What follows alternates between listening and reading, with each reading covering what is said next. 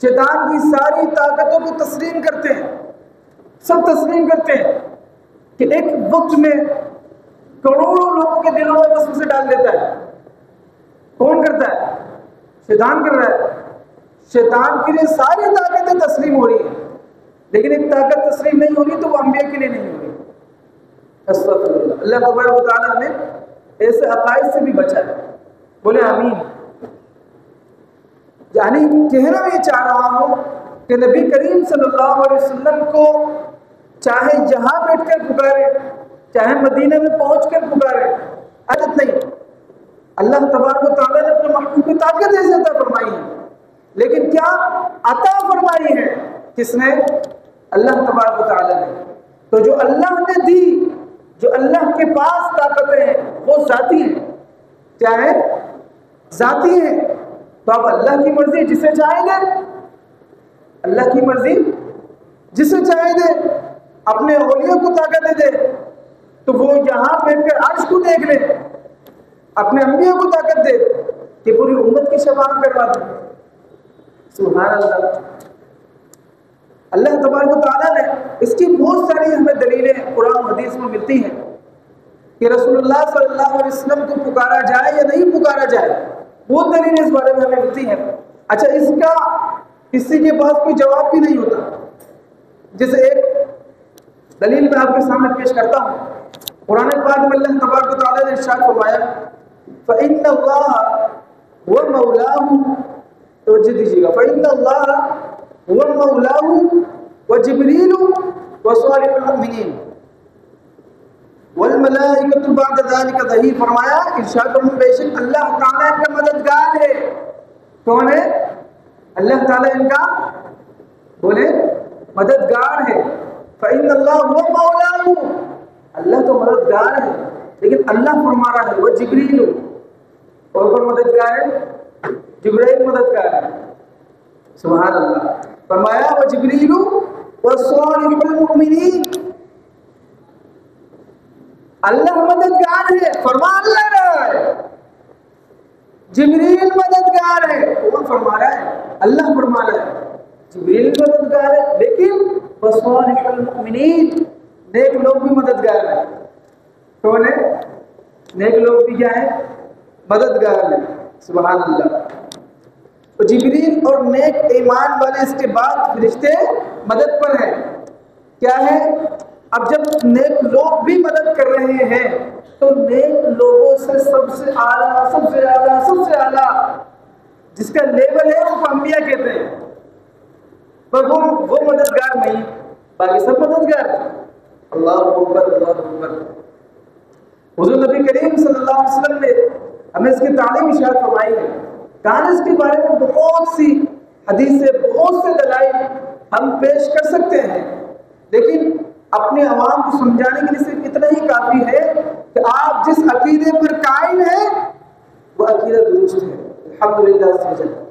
ہم اگر حضور صلی اللہ علیہ وسلم کو پکار بھی رہے ہیں تو نعوذ باللہ استغفر اللہ، کوئی عام مسلمان یہ کبھی تصور نہیں کر سکتا کہ حضور صلی اللہ علیہ وسلم خدا ہے، کوئی تصور نہیں کر سکتا۔ جو مسلمان اس طرح کا عقیدہ رکھتے ہیں مسلمان نہیں ہے کہ اللہ تبارک و تعالیٰ خدا ہے ہمارا اور مصطفیٰ کریم اس کے بندے ہیں، لیکن عام بندے نہیں جسے میں اور تم، ایسے نہیں۔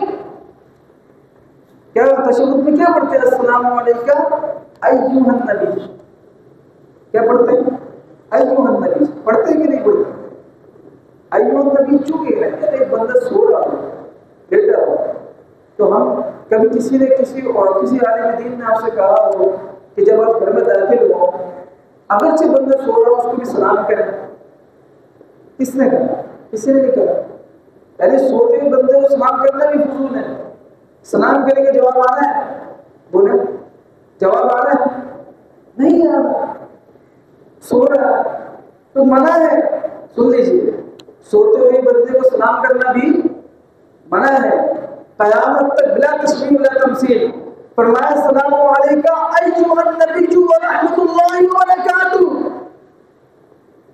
آپ تشہد کو پڑھتے ہیں نا، تو تشہد میں سلام کس کو کر رہے ہیں؟ کس کو کر رہے ہیں؟ نبی کو کر رہے ہیں. جب سلام وہ سنتے ہی نہیں ہے تو سلام کرنا کیسا؟ اللہ کو سوچنے کی بات ہے کہ نہیں. پتہ چلا قیامت تک کے لیے یہ بات ذہن نشین رہے کہ حضور صلی اللہ علیہ وسلم کل بھی زندہ تھے اور آج بھی زندہ ہے.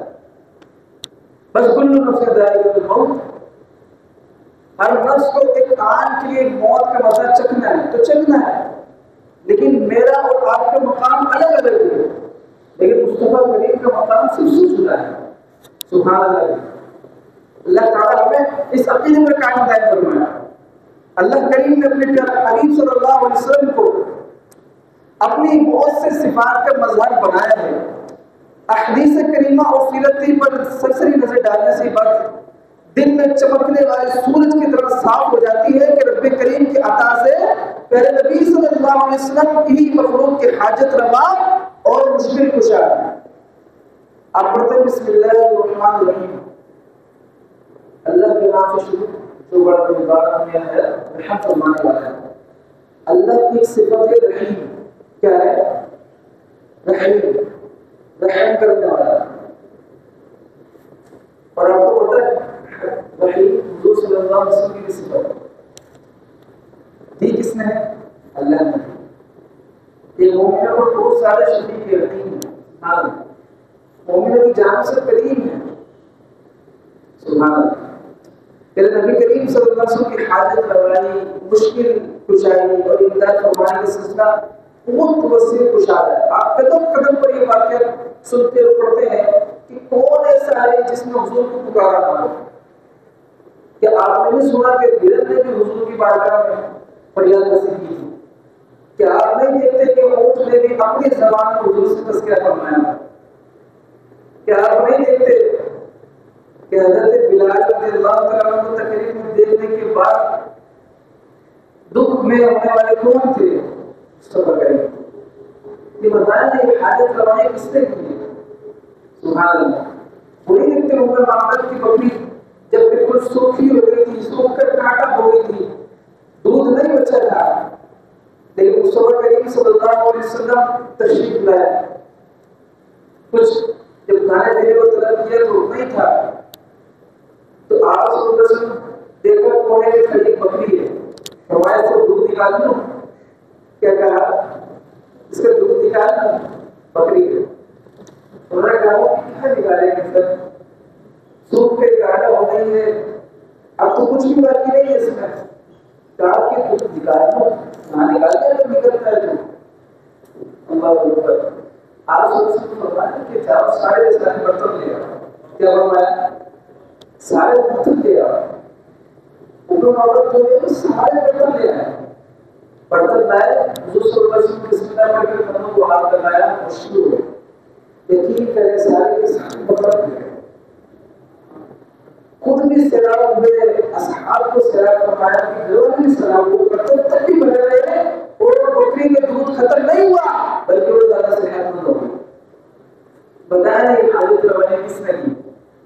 یہ حضور صلی اللہ علیہ وسلم کی. اور ظاہری جب تو ظاہری طور پر زندگی میں تھے تب بھی حضور امداد فرمایا کرتے تھے.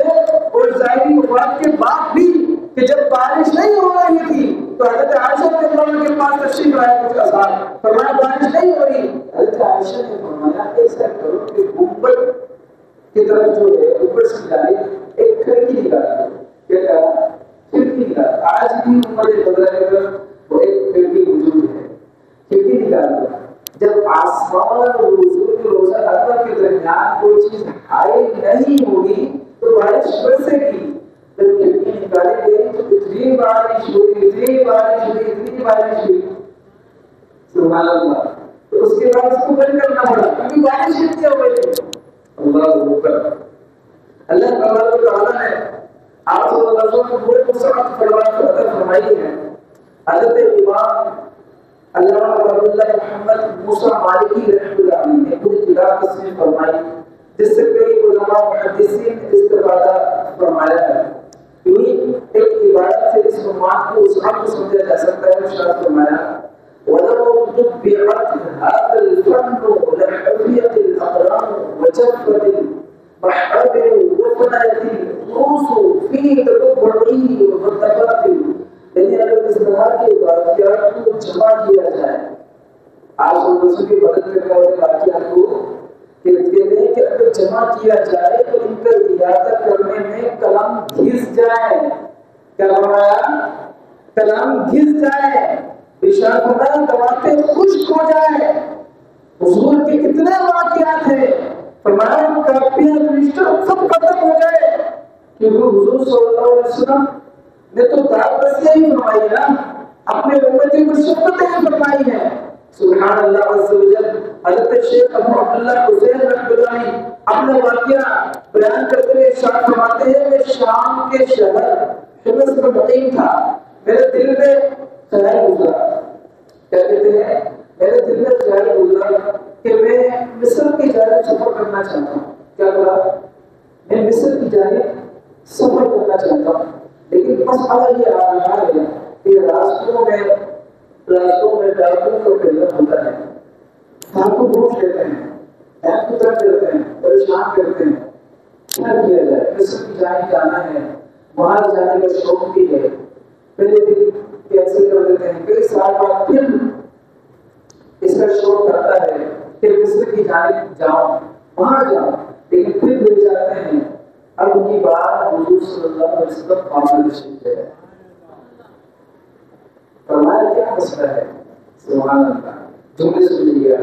میں سو رہا تھا، میں سو جاؤں یا مصطفیٰ کہتے تھے کھلے آنکھ سلے کہتے میں سو رہا تھا. کبھی ایسا بھی تو سونا ہونا، کبھی اس طرح بھی تو سونا ہو کہ سوئے ہم ہو قسمت ہماری چل جائے، کبھی ایسا تو ہونا. فرمایا سو رہا تھا، تیری قسمت جاگ اٹھی. میں نے کہا یا رسول اللہ صلی اللہ علیہ وسلم، میں نے رسول اللہ صلی اللہ علیہ وسلم کی زیارت کی، عرض کی یا رسول اللہ مصر جانا چاہتا ہوں، جبکہ راستے میں مجھے ڈاکوں اور قاتلوں کا ڈر ہے، مجھے آپ کا تحفظ درکار ہے. کیا کہا؟ مجھے آپ کا تحفظ درکار ہے.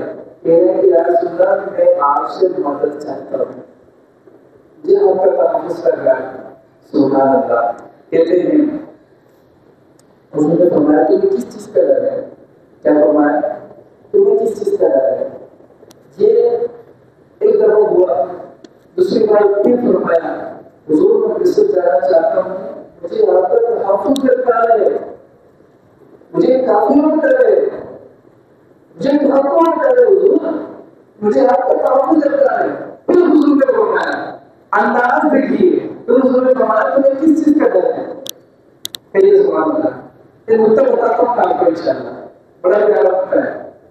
پھر فرمایا حضور مصر جانا چاہتا ہوں، ڈاکوں کا خطرہ ہے، قاتلوں کا ڈر ہے، حضور مصر جانا چاہتا ہوں، آپ کا تحفظ درکار ہے، آپ کا تحفظ درکار ہے. سبحان اللہ. کہا کہ اے بندے ڈر کس چیز کا ہے؟ جب اللہ تبارک و تعالیٰ نے تجھے میری امت میں رکھا، تجھے کس چیز کا ڈر ہے؟ تو کیوں نہیں کہتا یا رسول اللہ انصر حالنا، یا حبیب اللہ اسمع قولنا، یا رسول اللہ انصر حالنا، یا حبیب اللہ اسمع قولنا، اننی فی بحر امر مغرق، یا رسول اللہ خذ یدی ساحل لنا اشغالنا. سبحان اللہ. حضور صلی اللہ علیہ وسلم نے فرمایا کہ مجھے کس چیز کا ڈر ہے؟ اس کے بعد مجھ سے فرماتے ہیں، شیخ فرماتے ہیں کہ میں اپنے دوستوں کے ساتھ اسی مصر کے راستے پر جہاں پر لوگوں کا ڈر ہوا کرتا تھا، میں اپنے دوستوں کے ساتھ اسی مصر کے راستے پر جہاں کافروں کا ڈر ہوا کرتا تھا، اسی مصر کے راستے پر بڑی خوشی خوشی گیا اور ایک انداز سے گیا، کیونکہ اب تحفظ کسی اور کا نہیں تھا، اب تحفظ مصطفیٰ کریم کا تھا. تو بولنا شوق سے یا رسول اللہ انصر حالنا، یا حبیب اللہ اسمع قولنا، اننی فی بحر امر مغرق، خذ یدی ساحل لنا اشغالنا. سبحان اللہ. یہ سب سینکڑوں واقعے میں مل جاتے ہیں، سینکڑوں مل جاتے ہیں کہ جہاں پر جو مصیبت کا ہوتا ہے اس وقت بھی رسول اللہ صلی اللہ علیہ وسلم کو پکارا گیا. حضور صلی اللہ علیہ وسلم نے ہمارے کی حاجت روائی فرمائی تھی. اب سنیے حضرت امام قسطلانی رحمۃ اللہ تعالی تحدیث نعمت کے لیے اپنے ایک واقعہ ذکر کرتے ہیں. کہتے ہیں کہ 885 عیسوی کی میں زیارت مقدسہ کے بعد مکہ کے راستے مصر کی طرف جا رہا تھا کہ راستے میں میری خادمہ کو آصف نے آ لیا، آصف نے جکڑ لیا. وہ کئی دن اس طرح بیمار میں مبتلا رہی، پھر میں نے اس کو شفا کے لیے رسول اللہ صلی اللہ علیہ وسلم کی بارگاہ میں فریاد کی، کیا کہا؟ کب کی بات بتا رہا ہوں، 885 800 سال پرانی باتیں بتا رہا ہوں، سال ایک دو سال نہیں، کتنے بنتے ہیں 885 600 سال کا کچھ 600 سال بنتا ہے، تو 100 سال کی بات نہیں، 600 650 سال پرانا بزرگ کیا کہہ رہے کہ جب میری خادمہ کو عاصف نے پکڑ لیا جکڑ لیا تو اس وقت میں نے رسول اللہ کی بارگاہ میں فریاد کی، سبحان اللہ۔ کہتے ہیں جس کے بعد میں نے خواب دیکھا، ایک شخص آیا جس کے ساتھ وہ جن بھی تھا جس نے میری خادمہ کو زیر اثر کیا تھا۔ اس شخص نے کہا کہ نبی کریم صلی اللہ علیہ وسلم نے اس جن کو تمہارے پاس بھیجا ہے۔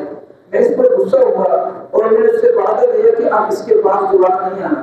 جب میں بیدار ہوا تو اپنی خادمہ کو بالکل پرسکون پایا، اب وہ مکمل سے اختیار ہو چکی تھی۔ فریاد کس سے کی؟ اب میں آپ کو چیز سناؤں، امت اس وقت پریشان ہے تو اس وقت بھی اپنے آپ کو کیوں نہیں پکڑتا؟ وہ کتنا جو اتنا ہو کوئی جو آدھا کریں گے سے لیکن پڑھتا فریاد امتی جو کرے حال زار میں زور نہیں بن رہا ہے لیکن پڑھنا فریاد امتی جو کرے حال زار میں، حال زار تکلیف میں ہے، امتی کوئی بھی وہ تکلیف میں فریاد کرے، کہتے ہیں فریاد امتی جو کرے حال زار میں،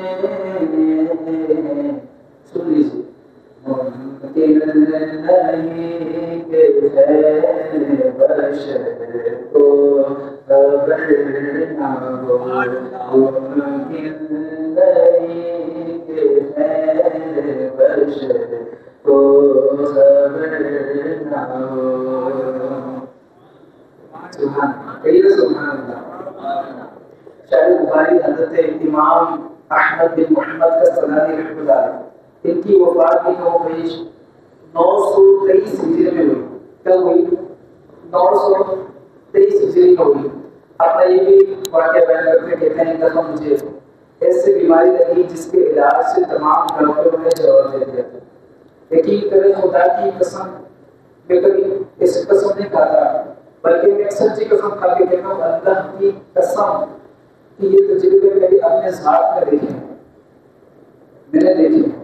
حتیٰ کہ میرے قرب کے ایک بہت ہی قریبی دوست جن کا انداز بھی یہی ہے، یقین کریں ہم نے شکل انداز اپنایا ہے، جب کوئی نہیں سنتا حضور سنتے ہیں، جب کوئی پریشانی میں قریب نہیں آتا اس کو حضور آتے ہیں۔